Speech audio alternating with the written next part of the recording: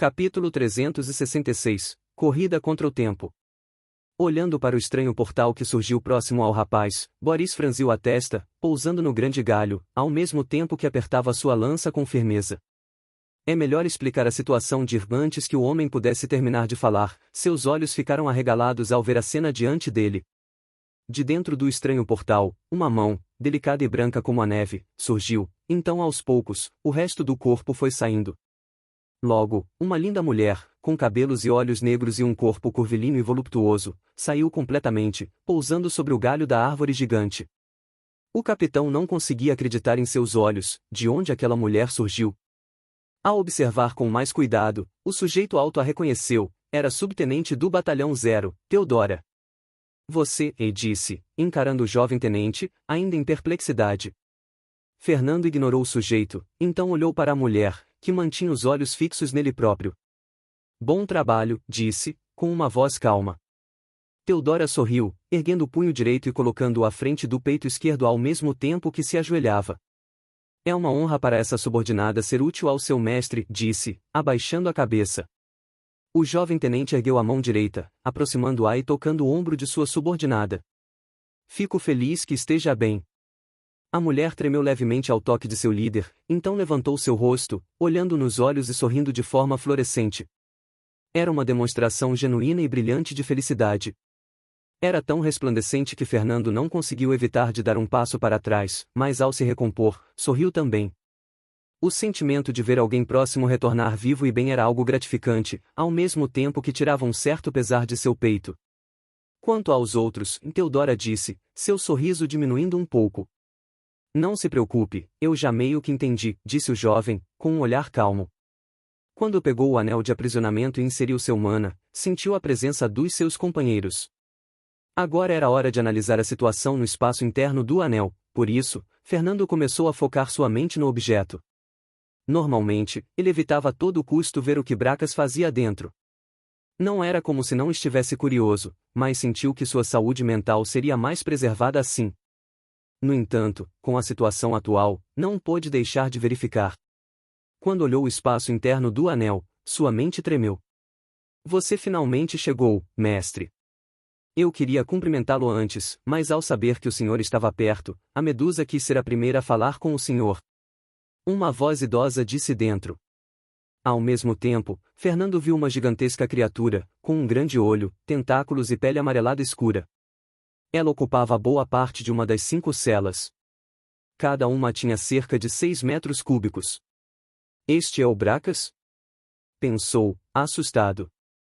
Da última vez que viu o Beholder, o mesmo já estava enorme, mas dessa vez, a criatura estava um pouco maior e sua cor havia mudado, além, é claro, da sensação pesada que emitia. Mas isso não foi a única coisa que o assustou. Um grande orco, com tatuagens vermelhas no corpo e rosto, estava preso, enrolado em alguns de seus tentáculos, com uma expressão de medo e pavor. Um orc líder. Que merda é essa? A mente de Fernando estava confusa e atordoada, mas mesmo assim olhou ao redor. Em uma das celas do anel de aprisionamento, Kelly, Leni e Archie estavam juntos. Os 2 primeiros estavam em pé, enquanto o último estava logo ao lado, deitado e inconsciente. Apesar de parecerem extremamente desgastados e cheios de sangue, não haviam grandes ferimentos aparentes, o que significava que o que quer que tenha acontecido, Bracas havia resolvido. Mas mesmo assim, ambos olhavam para o Beholder de forma desconfiada, principalmente Leni, que parecia trêmulo. Diferente da grande criatura redonda e amarelada, os 2 não conseguiam sentir a presença da mente de Fernando no anel de aprisionamento. Espero que você não tenha feito nenhuma gracinha com eles, falou, em direção a Bracas. A voz do jovem tenente soou, fazendo com que Kelly e Leni olhassem ao redor, espantados ao reconhecerem a mesma. Ao ver a reação do homem e da mulher, a boca do Beholder abriu-se, expondo seus dentes, como se achasse isso engraçado. L líder. É você? A oficial, dos 5 graus pelotão do batalhão 0, falou. Tenente Fernando, nos tire daqui. O cabo, do esquadrão Valorosos, gritou logo em seguida, alarmado. O jovem pálido suspirou ao ver a reação dos 2, certamente não era fácil ficar na presença de uma criatura monstruosa como Bracas. Assim que retornarmos, sejam pacientes. Ouvindo a resposta, Kelly acalmou-se, então sentou-se no canto da cela. Por outro lado, Lenny continuou em pé, com um olhar apático. Ainda com a mente dentro do anel, Fernando deu mais uma olhada, vendo vários pequenos lobos em algumas das celas. Apesar de estar interessado na situação dos mesmos, resolveu perguntar a Bracas a respeito num momento mais oportuno. De volta ao lado externo, o jovem rapaz olhou para Teodora com um olhar estranho. Você se abrigou dentro com os outros? Isso mesmo, líder. A mulher assentiu. A expressão de Fernando mudou ao ouvir a resposta, apesar de parecer óbvia. O anel de aprisionamento funcionava com o mana do usuário, o que significava que ao entrar com seu corpo, a conexão seria perdida e você se tornaria um verdadeiro prisioneiro. Mesmo sabendo que eles estavam cercados por orcs, não conseguia deixar de pensar que isso era loucura. Isso foi arriscado. Se eu não tivesse vindo e os achado, então todos nós ficaríamos presos dentro até morrer. Teodora falou. Mas o líder veio. Acrescentou, com um sorriso confiante. Fernando suspirou consigo mesmo ao ver a atitude da mulher. Pensando sobre como as pessoas costumavam chamá-lo de louco por fazer coisas arriscadas ou impetuosas, não pôde deixar de sentir que Teodora não era menos maluca que ele próprio. De fato, somos membros loucos, dignos da 13ª. Pensou, de forma irônica, ao recordar-se dos rumores em Vento Amarelo em relação à 13ª guarnição. Tenente Fernando, espero uma explicação sobre toda essa situação. Uma voz grossa e cheia de autoridade soou logo atrás, fazendo o rapaz virar-se e olhar para o capitão Boris. O homem tinha uma expressão zangada e questionadora. Até agora, ele não havia interferido, observando toda a situação. Coçando a cabeça, o jovem ficou em silêncio por um momento. Senhor, esse é um item especial que permite transportar coisas vivas. Minha subtenente usou para abrigar-se junto aos demais, falou, mostrando o anel vermelho em seu dedo. Depois de Teodora se mostrar saindo do portal, era impossível esconder esse fato sem levantar suspeitas. A expressão de Boris era franzida, enquanto olhava para o estranho anel no dedo do rapaz. Um item de aprisionamento? Perguntou, numa entonação de dúvidas. Fernando se surpreendeu por um momento ao ouvir isso, assentindo em resposta, mas logo lembrou que o sujeito era um capitão. O mesmo deveria possuir um certo conhecimento, além de ter ido para vários cantos em Avalon, então não era tão surpreendente ele saber sobre o anel de aprisionamento. Como você tem isso? Uma coisa dessas custa uma fortuna. O rapaz se manteve calado. Ele poderia dar uma desculpa, mas preferia não fazer isso, só recorrendo a mentiras caso fosse pressionado. Sobre o valor, ele já esperava que itens desse tipo não fossem baratos, pois ainda não viu outras pessoas utilizando algo semelhante. Tenente, receio que eu tenha que confiscar esse anel e relatar a situação ao general Dmitri. Boris disse. Nesse momento, Teodora, que estava logo atrás, moveu-se para a frente de Fernando, ficando entre ele e o homem alto, com uma expressão fria. O próprio rapaz também teve uma mudança de expressão ao ouvir as palavras do capitão. Não importa o que houvesse, ele jamais poderia entregar o anel de aprisionamento. Se a situação em relação a Bracas fosse revelada, tanto ele quanto o restante dos membros do Batalhão Zero estariam em perigo. Então, com um rosto impassível, olhou para Boris. Capitão, eu não me importo se você relatar sobre esse pequeno assunto ao general Dmitri, mas nesse caso, também serei obrigado a dizer para ele sobre como o senhor aceitou meu dinheiro para desobedecer suas ordens.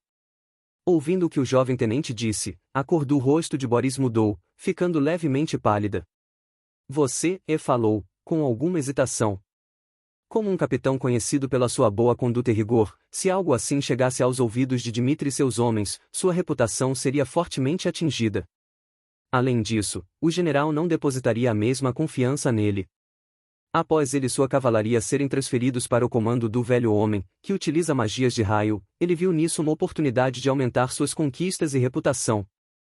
Diferente de Meridae, onde Lennon tinha muitos homens capacitados, o general Dmitri tinha poucas pessoas poderosas sob sua asa, sendo ele o de mais alta patente, junto a Raul, que havia seguido outro rumo. Sendo assim, se ele conseguisse ser um dos homens da mais alta confiança do sujeito, ao mesmo tempo que aumentava lentamente sua força e recebia mais recursos, poderia talvez um dia se tornar um major.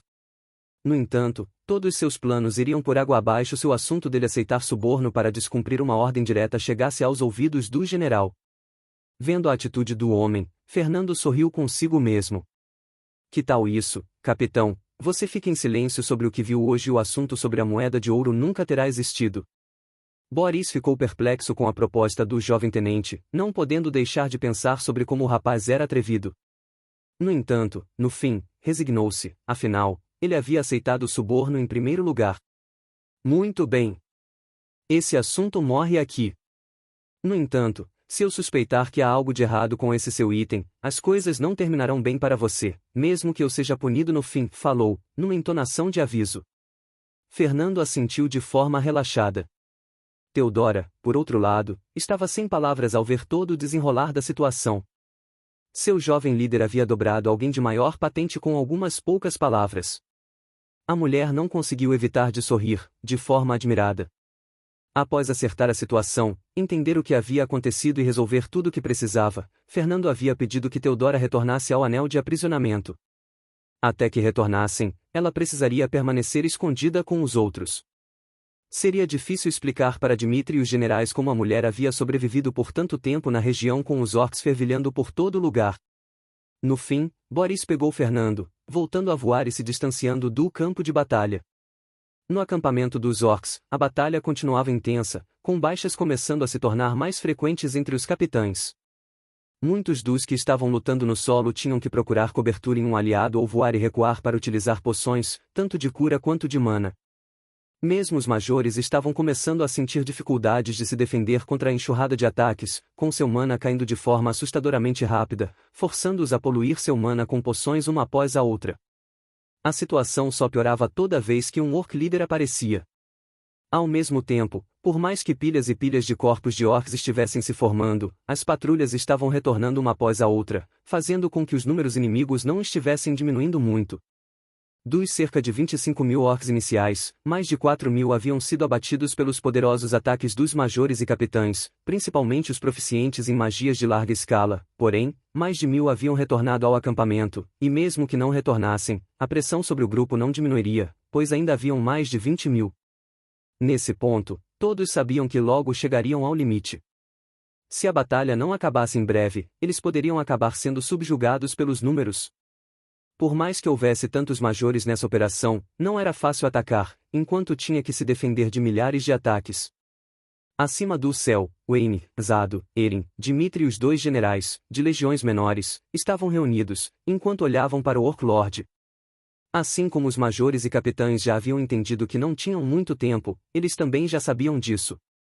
Se não matassem o grande Orc, que tinha mais de 2,5 metros de altura e carregava um grande martelo, eles seriam os derrotados.